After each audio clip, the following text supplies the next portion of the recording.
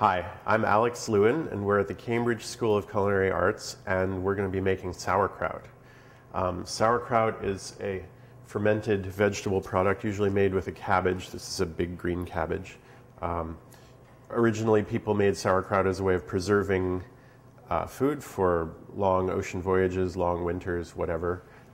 Today, we make it because we like it. It tastes good. It's a good accompaniment for meat dishes, helps your digestion, lots of vitamins. So let's make sauerkraut. First, you want to get a nice big green cabbage, and you want to peel off the outer leaves. They don't look appetizing. You don't want to eat them anyway, so natural instinct would be to peel them off. I usually save them. If you have pigs or goats, you can save them all for your pigs, goats, chickens. Even if you don't, you can compost them. So I'm just going to use a quarter of it right now. So big knife, big vegetable. Get a big knife if you don't have one. I have big hands too, it helps. But ideally, whenever you're working with things on a cutting board, you want to cut them so that they won't roll around. So the sooner you can get a flat side on something, the better. So it's flat now, won't roll. So I'm just going to use a quarter of it for now. Looks good. Now, if you don't like the core, you can cut out some of the core. So there's a core coming from the stem here. It's not important to get all of it. There's nothing wrong with it. It's just kind of tough. So send that to the pigs and goats. And now, if we cut it, we can. Another good thing about a big knife is you can get better leverage. You want to leave the tip down so you can control where the knife is going, and then lower it like a guillotine. And the bigger the knife, the better angle you'll be able to get. And please don't cut your finger.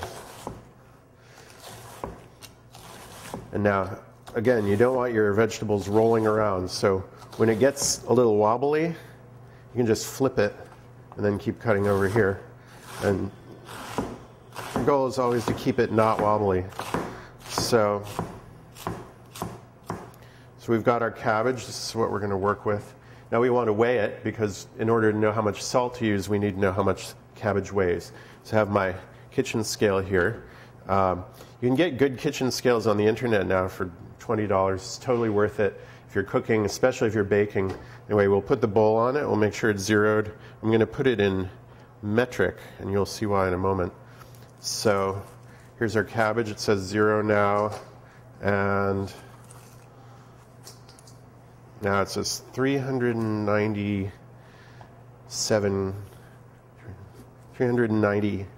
grams exactly.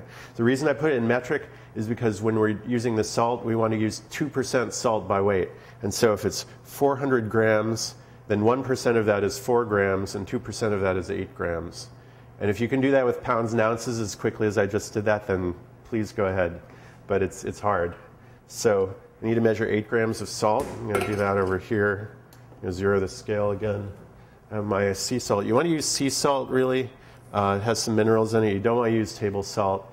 And you can use kosher salt if you want. But if you're using kosher salt, make sure, look on the box, look at the ingredients, make sure there's nothing weird in it. If there's anti-caking agents or anything like that, it's going to mess up your sauerkraut. And I happen to think, it's a bad idea health-wise anyway. So get nice sea salt and go for 8 grams, which is not much. I'll show you what we're looking at. So for a little less than a pound of cabbage, that's all the salt we're using. So the next thing we do is we dump the salt in on the cabbage, and then we start mixing it up. You can use both hands. You can do it with a spoon or something, but it's just way easier with your hands. And the salt is going to start drawing some of the liquid out of the cabbage, and that's what all the liquid for the sauerkraut is going to come from the cabbage. So if you have a nice fresh cabbage, this will work pretty well, and within a minute or so, start to get liquid.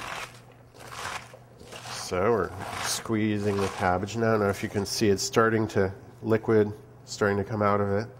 I didn't add any water. There's no hidden camera water, no mirrors, nothing. So starting to get some liquid coming out, and yeah, I can see my hands are wet. So we're pretty much ready to put it in a jar. In a jar, I usually use pint, standard ball jar with a wide mouth. We put the sauerkraut in the jar, and we're going to ferment it in the jar. So I'm going to put it in here, and I like to use a little jar to pack it down, so it fits nicely. And you want to really pack it down because you want the liquid to rise to cover it, and you also want to leave enough space at the top. So you pack it all the way up to the top, then the jar will start leaking sauerkraut juice out all over wherever you're storing it. So you can see already, you can see the liquid rising. So this is pretty much all we need to do. So cap it. Doesn't have to be a good seal. This is very different from canning. With canning, you have to make sure everything's sterile and boil everything 5 times and blah, blah, blah. Sauerkraut, the idea is that the bacteria, when you salt the cabbage, there are friendly bacteria that will come, and all the other ones won't be able to survive in the environment. And after a day or two, there'll be a lot of liquid, it'll be acidic, and that's what preserves your cabbage. So you put this on your counter. Every day or so, you open it up. There'll be some gas from the fermentation. You pack it back down to make sure the top of your sauerkraut is covered with liquid so it doesn't dry out. And you wait, and after 4 or 5 days, you can taste it, decide whether you like it or not, and if you think it's ready, then it's ready, and if you don't, then you leave it out. And as soon as you like it, if you think it's done, then you put it in your fridge, and it'll stay pretty much that way forever. Months. Haven't tried a year, but you'll eat it before then because it'll be good. And one more thing, if you want to put a little surprise inside, I got a Brussels sprout, cut off the nasty bits. I should really have waited, but you can just bury it somewhere in here, and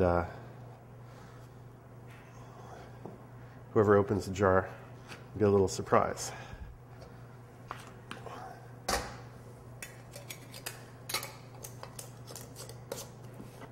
So that's the sauerkraut.